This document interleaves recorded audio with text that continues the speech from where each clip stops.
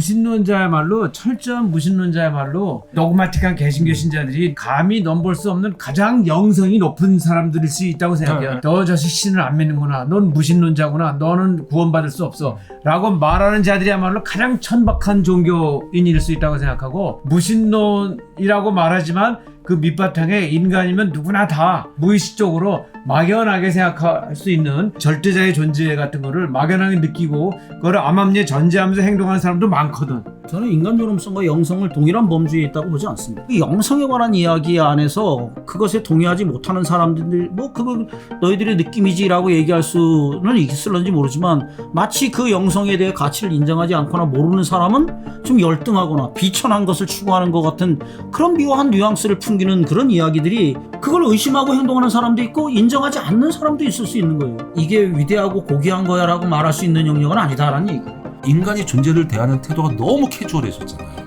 뭐 이거 있으니까 뭐 알 필요도 없잖아요. 뭐 찾아보면 되고. 이게 과연 인간에게 어떤 영향을 미칠 것인가?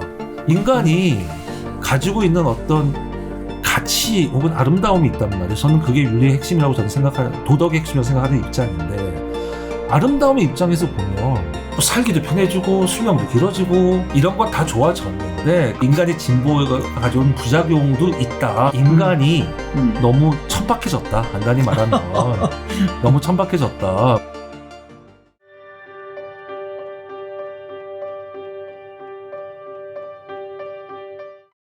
근데 선생님 말씀 앞에가 다 동의. 마지막이 네. 미국이 한국보다 네. 훨씬 더 선생님 표현대로 하면 네네. 영성이 넘치는 사회입니다. 아, 그건 좀 다른 맥락이에요. 그렇지 않아요. 제가 들려는 말씀은 무슨 얘기냐면, 네네. 제가 그 법과 도덕을 영역을 분리해야 된다라는 아이디어를 얻게 된 배경이, 네네. 그 제가 이제 20대 때 살았던 미국의 시골에서의 경험 때문이었어요. 네네네.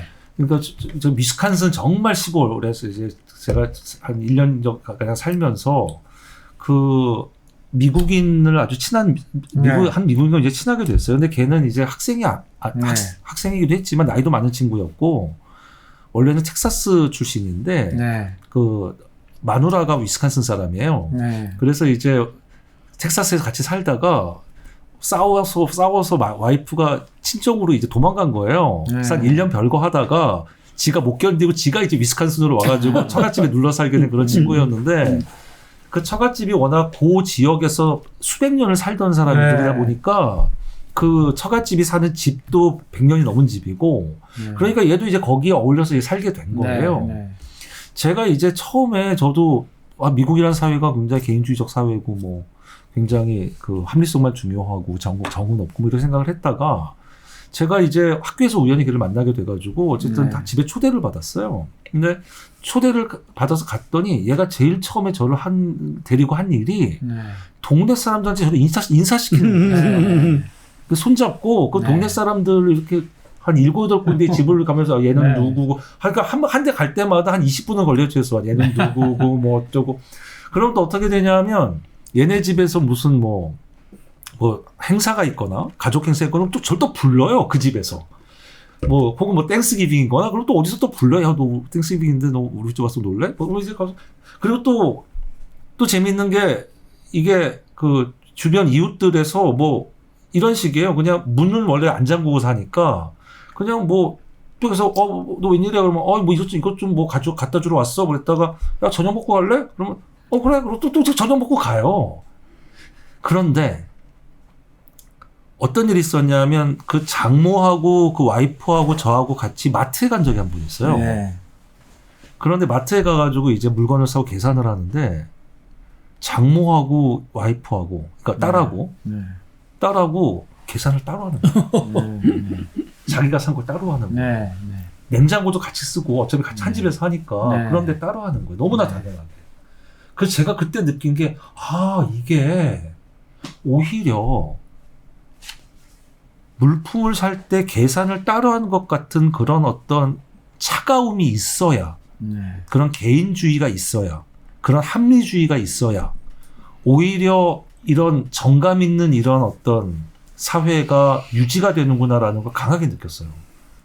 오히려 한국 보세요. 한국 친한 척은 엄청 하잖아요. 친한 사람 누가 있어요? 누가 좀 친해가지고 마음속 터놓으면 그 이용이나 해먹으려고 그러고 약점이나 아이고. 잡아가지고. 그리고 얘네들은 지금 100여 년이 넘게 계속 그렇게 살아오고 있는 거예요. 그러니까 만약에 선생님하고 저하고 이웃이면 선생님께서 저 어렸을 때 베이비시터를 해준 거예요. 그래서 자랐어요, 제가. 선생님이 이제 돌봐줘서. 제가 자라가지고 제 애가 생겼어요. 그 선생님 딸이 또 베이비시터 해주는 거예요. 그러니까 제가 드리려고 말씀은 법과 윤리, 도덕도 저는 그런 것 같아요. 그러니까 법과 도덕이 서로 확실하게 살아있어야 이게 섞이지 말고 살아있어야 이게 서로 긍정적 상호작용을 하지. 이두저도 섞여버리면 아까 말씀하셨던 대로 수행평가를 마치 그건 사실 법에 가까운 거잖아요. 행위에 대해서 평가하는 거고 이거를 도덕이랑 막 섞어버리면 사람들은 척만 하고 정작 실제로 제대로 행위를 하지 않고 또 도덕 이런 선생님 말씀하신 저는 이제 자율성이라기보다는 전 스판티니우스라는 표현을 더 잘 쓰는데 어떤 자발적인 이런 것이 훼손이 돼요. 근데 이제 제가 드리려는 말씀은 미국이라는 사회가 저렇게 강대국인 데는 나름의 이유가 있다는 거예요. 그러니까 한국보다 일단 1번 제가 생각할 때 전 세계에서 돈이 모든 가치를 다 지배하는 환원성을 가지고 있는 문명권은 한국과 중국이에요. 단연. 그게 얼마 전에 그 무슨 누가 뭐 사회학 하는 친구인가가 뭐 이런 조사를 했는데 한국에서 가치 있는 게 뭐냐 물어보면 한국에서는 거의 대부분의 사람들이 일본은 돈이라고 한다는 거예요. 요새 더 그렇게 됐죠. 요새 저 학생들한테 물어보면 그런데요. 네. 그래서 우리 잘할 때하고 또 달라. 그런데 다른 나라에서 문화권이 뭐 미국이나 유럽이나 그럼 거의 대부분이 일본은 가족이라는 거예요. 그러니까 선생님이 말씀하신 그 자본주의를 가지고서 이렇게 얘기할 수 있는 문제가 아니에요. 제가 뭐 이게 너무 많이 섞여 있는 거예요. 이게 여러 가지가. 뭐 진단은 여러 가지로 나올 수 있어서 저도 그 견해에는 동의하기가 어렵습니다. 박 선생님 그 자본주의 장사꾼의 윤리 이런 말씀은 참 되게 많이 하시는데 과거로 돌아가면 평화롭고 행복할 것 같다라는 고귀한 야만인은 그거는 뭐 이미 입증된 것처럼 그건 신화 아니겠어요? 그 원시 시대로 되돌아가면 되돌아갈수록 그 살인 강력 범죄율이 매우 높습니다. 그리고 뭐 인구 10만 명당 그 범죄 살인율을 비교해 보면 20세기가 역사상 가장 적대요. 21세기는 더 적고. 당연하죠. 네, 이유는 그 1차, 2차 세계대전이 있었음에도 그렇다는 얘기죠. 근데 그와 관련해서 이게 유일한 정설이라고 말할 수는 없지만 견해 가운데 하나는 자본주의 덕분이라는 거예요. 자본주의는 적을 없애는 것보다는 살아남겨서 거래해서 이득을 얻어야 되는 것이고 상호 의존성이 강화되면서 상대방이 사라져 없어지는 것보다는 함께 거래하는 상대로 남게 된 것이 중요한 이유다라고 이야기하거든요.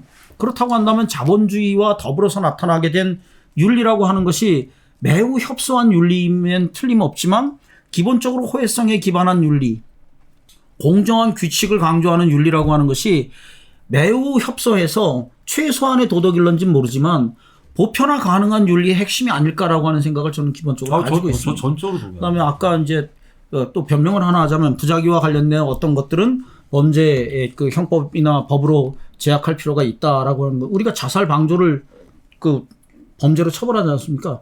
그와 유사한 수준의 누군가가 생명을 잃는 위태로운 수준에 있을 때 방조하는 것에 대해서는 처벌을 할 필요가 있겠다는 수준에서 제가 이야기하는 것이란 말씀을 드리고요.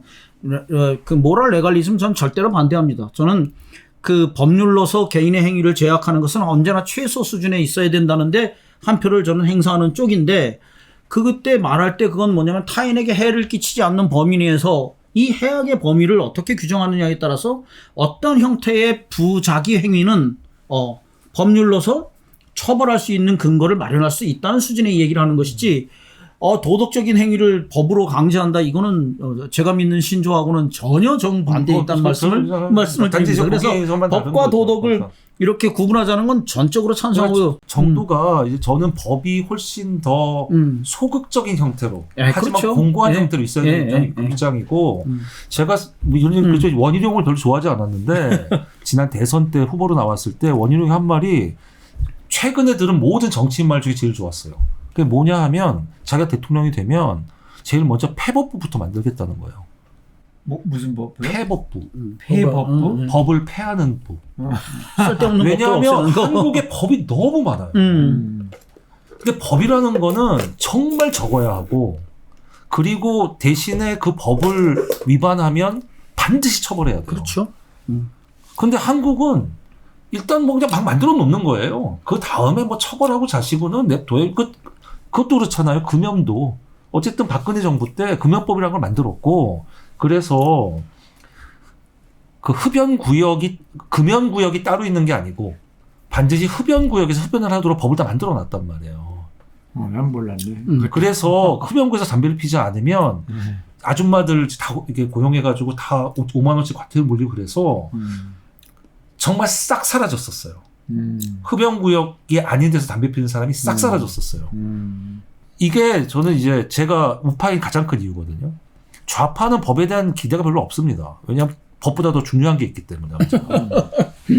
그래서 저기 그 사회주의 사회에는 당이 없잖아요. 왜냐하면 당이 만드는 법이 아니거든요. 그거는 그 다수의 당이 서로 이렇게 협의해서 만들어야 법이 되는 거지. 근데 어찌됐든 간에 지금은 문재인 정부 지나면서 지금은 걸어 다니면서도 피고 아무 제약이 없어요. 법은 있는데 제약은 없어요. 무력화됐구만. 그러니까 저는 사실은 선생님하고의 차이는 그거인 것 같아요. 법의 어떤 보수성, 소극성을 어디까지 설정할 것인가 문제일 수도 있어요.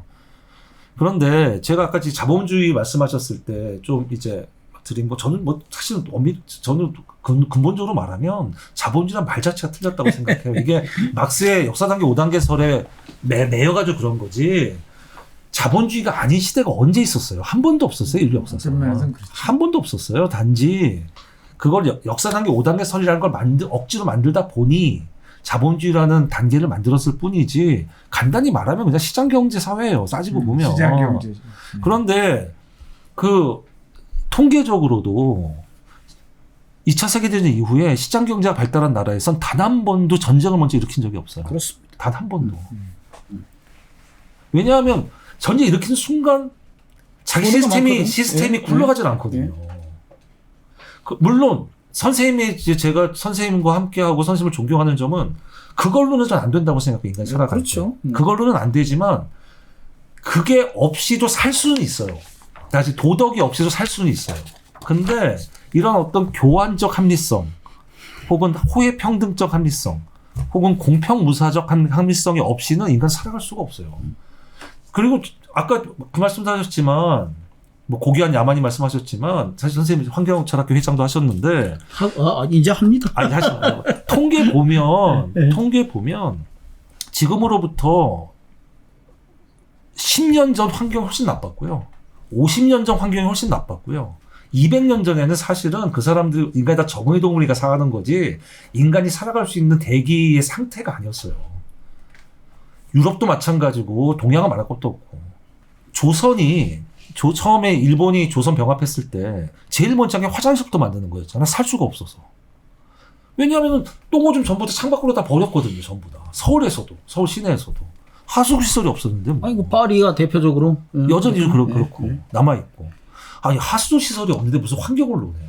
근데 환경이란 개념을 이제 생태로 바꾸자라고 얘기하는 사람들이 주로 주목하는 게 환경은 온벨트 아니에요. 내가 있고 주체가 있고 그 주변을 둘러싸고 있는 것을 얘기하는 보다 보니까 주체 중심적 사고 방식을 반영하는 용어다라는 이제 비판이 있어서 에코시스템으로 생태란 개념으로 바꾸자는 논의가 나오게 되는 것인데 뭐 어쨌든 그거는 논외로 하더라도 지금 선생님 견해에 대해서 조금 다른 것이 아니라 보완을 하자면 생활 환경의 관점에서 보면 인간의 개입이 없고 적었던 시절에 특히 물질 문명의 도움을 받지 못했던 시절의 생활 환경은 열악하기가 그지없고 오염의 수준도 그렇고 생태적 관점에서 봤을 때도 더 문제가 심했다고 볼 수가 있어요. 근데 생활 환경과 자연 환경을 납두고 보면 이게 전반적으로 과거로 갈수록 자연 생태계의 순환성이랄까 아니면 생태적인 안정성이랄까 균형이랄까 이런 측면에서 보면 최소한 근대 사회 이후에 급속도로 생태적인 안정성이 파괴되거나 이 동적 균형의 위기를 맞이하는 측면이 보인다라고 하는 것은 얘기할 수 있는 것이거든요. 저도 사실 그것도 이념적인 것 같아요. 솔직히. 예를 들어 그 뭐 코끼리 개체가 많이 줄었다. 혹은 거북이 막 이제 막 그 플라스틱 이렇게 코에 막 나오고. 그런데 최근에 그러니까 20세기 들어서 코끼리 개체가 훨씬 늘었거든요. 수십 배로 늘었어요. 굉장히 심플해요. 옛날에는 상아 때문에 다 잡아서 상아 만들고 당구공 만들고 다 했는데 플라스틱 개발되면서 필요가 없는 거예요. 코끼리를 잡을. 개체 늘어나죠, 당연히. 자, 그럼 자연의 순환의 측면에서 보면 순환적이지 않죠. 인위적이죠. 근데 자연의 순환이 항상 좋은 게 아니거든요. 코끼리 잡고 상아 얻고 순환적이잖아요. 물론 그렇게 볼 수 있어요. 근데 거북이도 마찬가지예요. 거북이도 플라스틱 개발된 이후에 거북이 개체 수가 엄청나게 늘었거든요. 그러면 플라스틱을 그렇게 마치 환경의 주범인 것처럼 그렇게 만드는 건 제가 보기에 굉장히 불순한 이념적 의도가 저는 숨어 있다고 생각해요. maybe 그럴 가능성을 저는 배제 못하겠어요.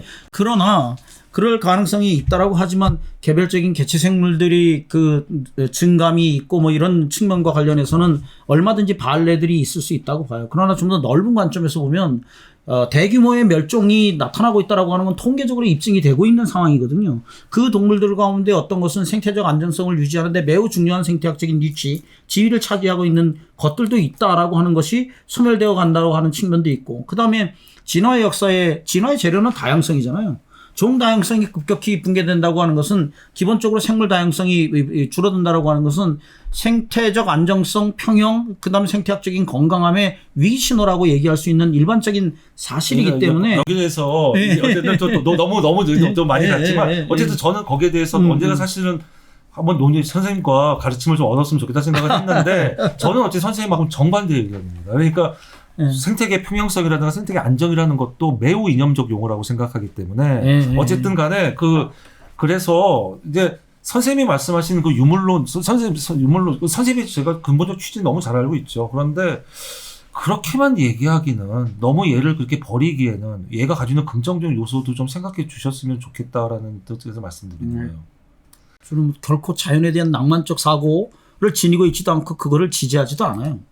그리고 인간의 평균 수명이 이렇게 늘어나면 그렇게 공해가 많고 환경이 병들었으면 그거하고 잘 안 맞는 사실이잖아요.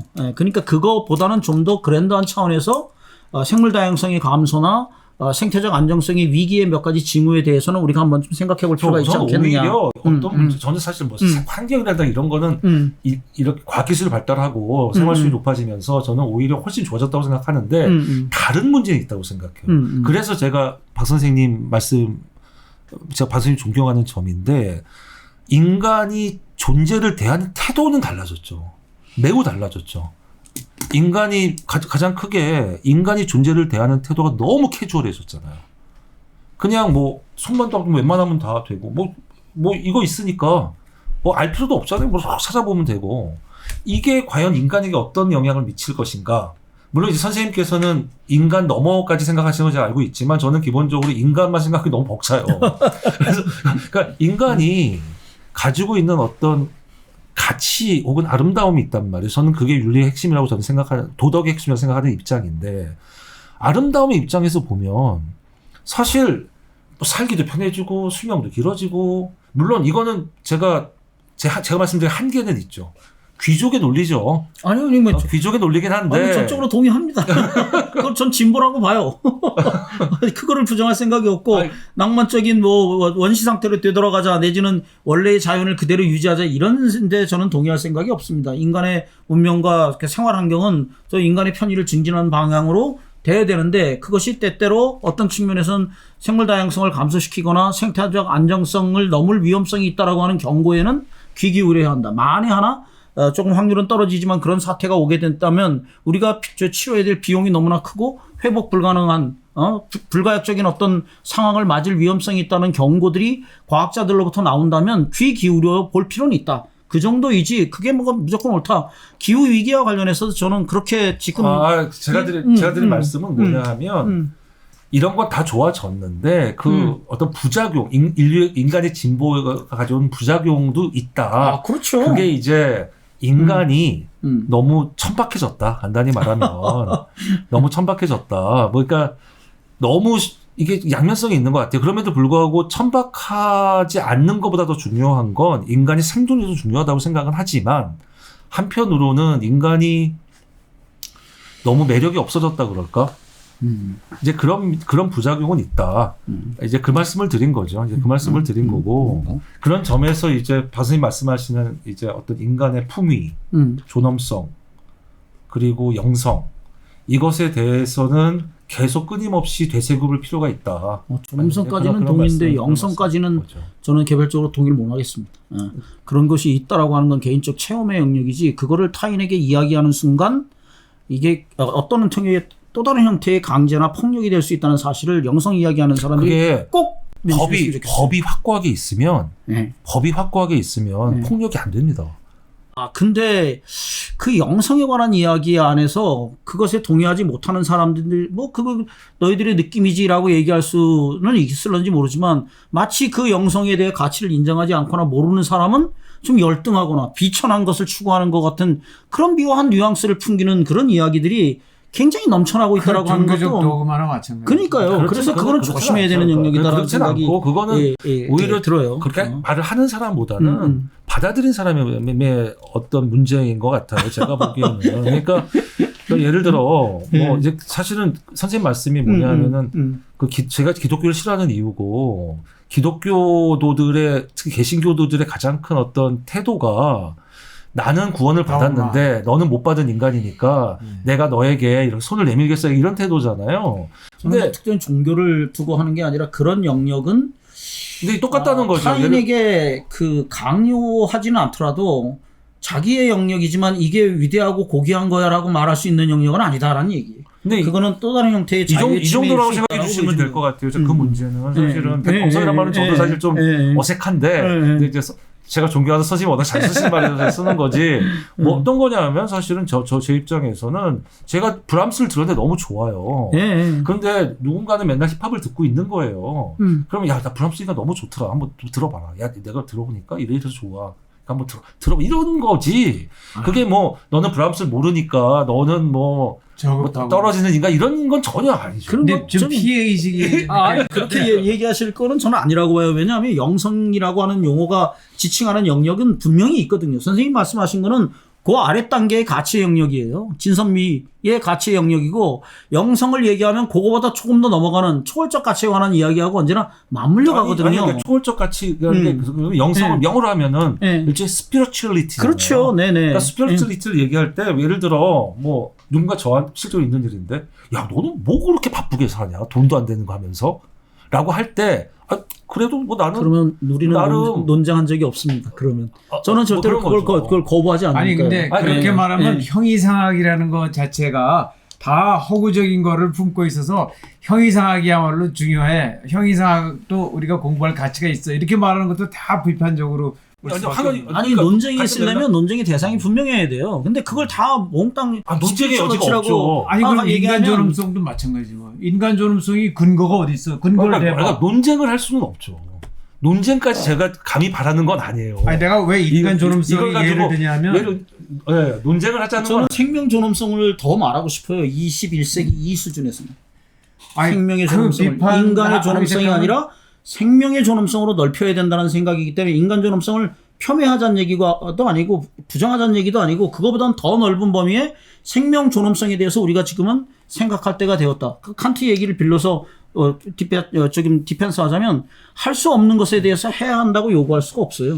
그런데 20세기, 21세기를 거치면서 인간의 능력이 사실 엄청나게 진보했고 커졌거든요. 이제는 생명의 영역을 완전하지는 못하더라도 일정 부분 관리하고 책임질 수 있고 생태계에 대해서도 일정 부분 관리하고 책임질 수 있는 부분에 왔기 때문에 그런 얘기를 할 수 있다고 봐요. 그래서 인간 존엄성을 폄훼하자는 얘기를 인정하지 않자는 얘기가 아니라 생명 존엄성으로 넓힐 필요는 있겠다. 이것도 급한데 거기다가 이건 현상계의 이야기예요. 경험계의 이야기예요. 그걸 넘어서서 스피리추얼리티 얼마든지 추구하라는 얘기예요. 개인적으로. 그러나 그걸 보편적 담론의 영역으로 이끌고 올 수는 없다는 얘기예요. 근데 그게 부정하자는 얘기가 아니에요. 선생님 미묘한데 그러니까 선생님의 말씀을 제가 얘기하기로는 그거를 규범의 논의로 끌어들이지 말란 말씀 아니에요? 결국? 그렇죠. 규범의 논의가 아니면 말해도 되잖아요. 그렇죠. 그건 자유의 영역인데.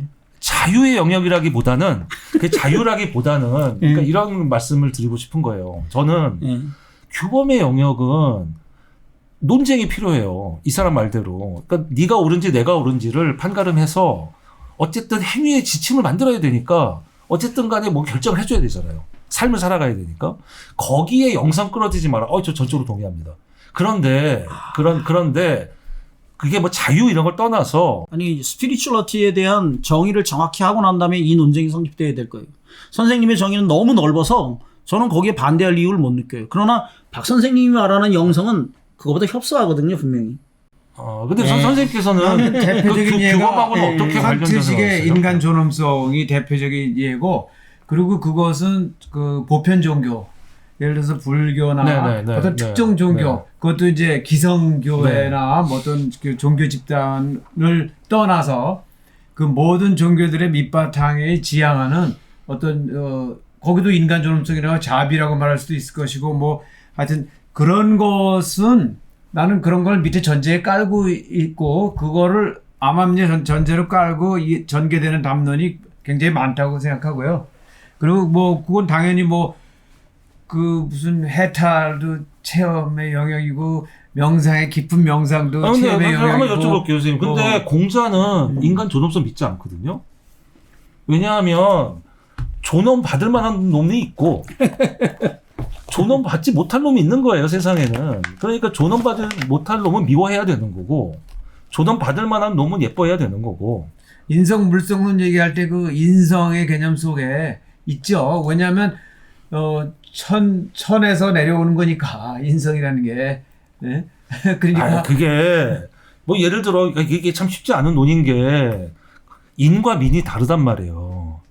공자가 보기에 민은 존엄성이 없어요.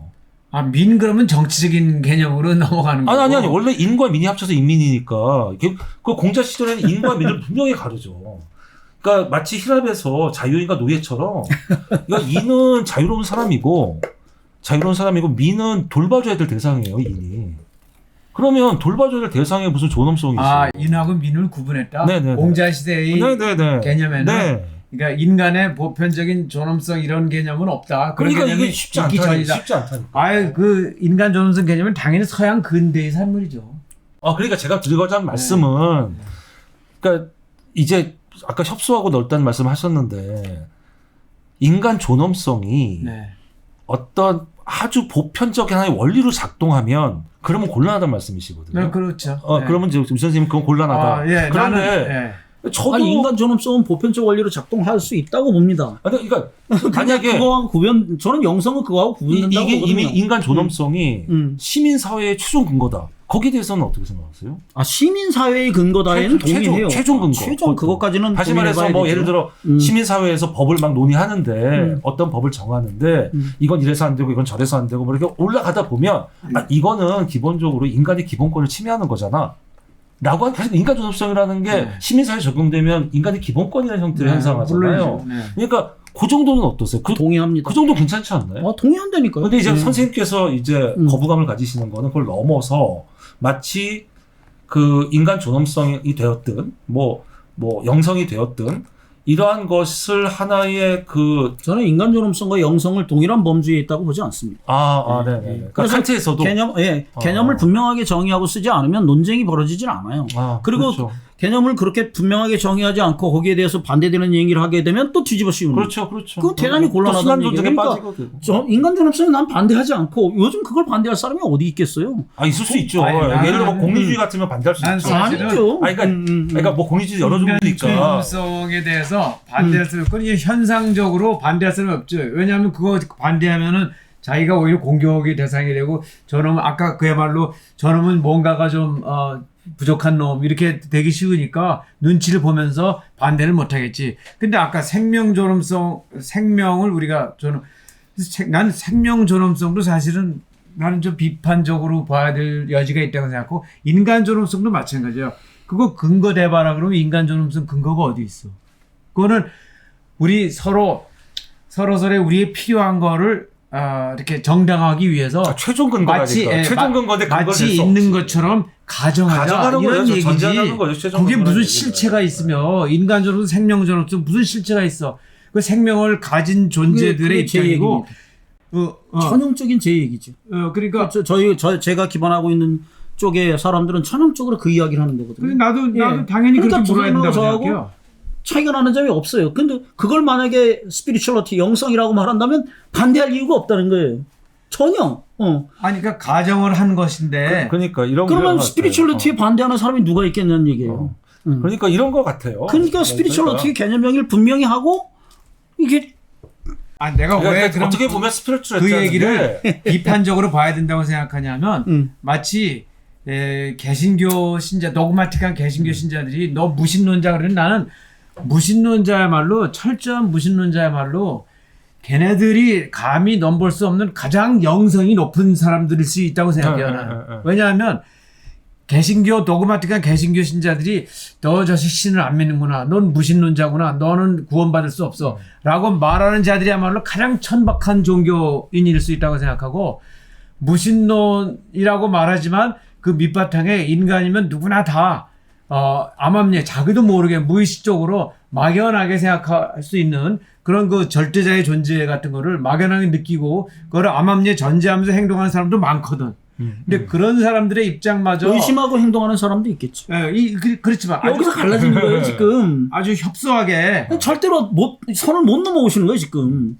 그걸 의심하고 행동하는 사람도 있고 인정하지 않는 사람도 있을 수 있는 거예요.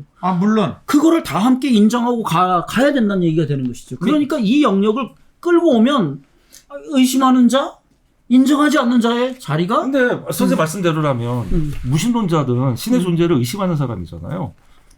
그러니까 결국에는 그러니까 불가지 굉장히 신론자도 뭔가 있으니. 오는 것 같은데 선생님의 영성에 대한 개념도 더 저는 좀 분명해지는 것 같아요. 그러니까 이 얘기를 들으면 스피리추얼리티라는 딱 거는 나타나는 거죠. 결국에는 현상성을 좀 넘어선 어떤 그러니까요. 현상계가 다가 아니다라는 생각을 이런 걸 거고 근데 이제 그거는 선생님께서는 신념의 차원이지. 그거는 이제 그런데 선생님 말씀을 다 긍정하면서도 저나 박 선생님이 조금 껄쩍지근한 거는 그게 꼭 어떤 개인적 영역이거나 저는 그걸 가치 없다고 말하지도 않고요. 근데 최소한 아니다라고 말하지도 않아요. 계속 선생님하고 박선생님하고 저하고 주장하는 건 전 사실 영성이란 말이 좀 어색한데 어쨌든 그런 스피리추얼리티라고 됐든 무엇이 되었든 도덕의 영역은 얼마든지 상대주의적이어야 한다고 생각하거든요. 그것도 동의해요. 그러니까 선생님은 그런 말씀 계속 하시잖아요. 불교적이든 뭐 기독교적이든 철저하게 상대주의적일 수 있어야 돼요. 철저히 상대주의적이 있다고 생각하거든요. 그러니까 저도 동의해요. 강요할 이유는 없는 문제는 거죠. 공적 담론의 영역으로 들여서는 안 될 주제라는 얘기를 하는 그것도 거예요. 인정합니다. 예. 그것도 인정합니다. 그러니까 아까부터 그것도 논점을